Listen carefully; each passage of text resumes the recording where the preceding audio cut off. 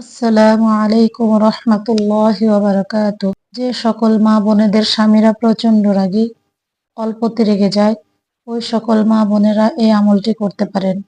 ইনশাআল্লাহ আপনার স্বামীদের মেজাজ পানির মতো ঠান্ডা হয়ে যাবে, স্বামী স্ত্রীর মধ্যে মিল মোহাব্বত বৃদ্ধি পাবে। আমলটি হলো প্রতিদিন এশার নামাজের পর জায়নামাজের উপরে কেবলামুখী হয়ে বসে প্রথমে নিয়ত করতে হবে, হে আল্লাহ, আপনি অন্তর্যামী, আমার স্বামীর রাগটা কমিয়ে দিন, মেজাজটা শান্ত করে দেন, আমার স্বামীর অন্তরে আমার ভালোবাসা তৈরি করে দেন, আমাকে আমার স্বামীর চোখ জোড়ানো স্ত্রী হিসাবে কবুল করে নিন, উভয়কে ধৈর্যশীলদের অন্তর্ভুক্ত করুন। এরপর 11 বার দুরূদ ইব্রাহিম পাঠ করবেন। বোঝার সুবিধার্থে আমি বলে দিচ্ছি, আল্লাহুম্মা সাল্লি আলা মুহাম্মাদ ওয়া আলা আলি মুহাম্মাদ কামা সাল্লাইতা আলা ইব্রাহিম ওয়া আলা আলি ইব্রাহিম إنك حميد مجيد اللهم بارك على محمد وعلى آل محمد كما باركت على إبراهيم وعلى آل إبراهيم إنك حميد مجيد اللهم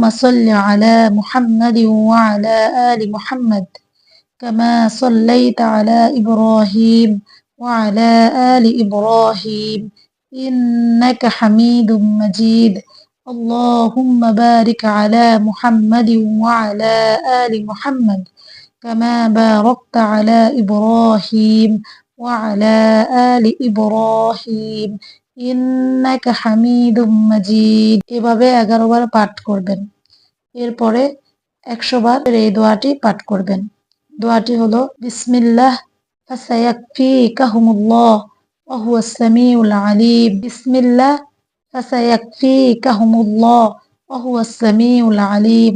এভাবে 100 বার পাঠ করে আবার 11 বার দুরূদ শরীফ পাঠ করবেন। স্বামীর চেহারাকে কল্পনা করে স্বামীর অন্তরে আপনার ভালোবাসা তৈরি করার, রাগ জিদ কমে যাওয়ার নিয়ত করে আবার 11 বার দুরূদ শরীফ পাঠ করবেন। প্রতিদিন এভাবে এশার নামাজ পড়ে এই আমলটি করবেন এবং যখন স্বামী মাঝে মাঝে উত্তেজিত হবে, রেগে যাবে, তখন আপনি মনে মনে এই আমলটি করবেন।